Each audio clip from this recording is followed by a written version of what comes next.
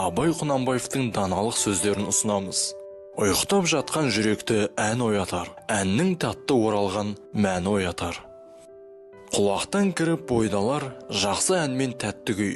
Көңілге түрлі ой салар, әнді сүйсең менше сүй. Бөтен сөзбен былғанса сөз арасы, ол ақынның білімсіз бейшарасы. Ұстаздық еткен жалықпас үйретуден балаға.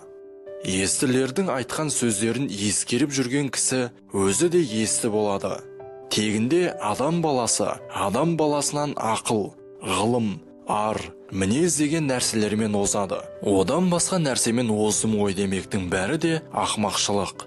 Егер жаманшылықты көп қылған болсаң, балаңның оқыған Құраны сені неге жеткізеді? Баланың мал табары болады, мал шашары болады. Өзің мал таба алмасаң, балаң мал тапсын. Анттың, серттің, адалдықтың, ұяттың бір тоқтаусыз кеткені ме? Бүгінгі сабағымыздың тақырыбы Абай Құнанбаевтың 17-ші қара сөзі.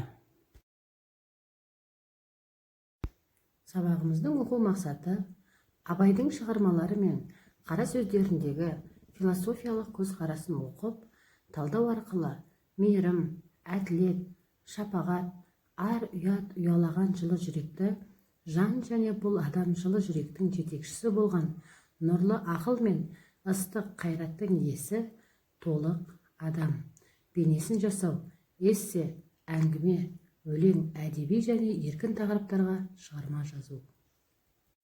Сабақ мақсаты білім алушылардың топтағы жұмыстарын жүйелі жүргізіп жобалауға, жоспарлауға, бағыттауға, ой қорытуға, пікір айтуға, дүниетанымдық көзқарасын арттыру, Абайдың қара сөздеріне талдау жасау арқылы өзіндік бір пікірін қосып әңгіме жазу.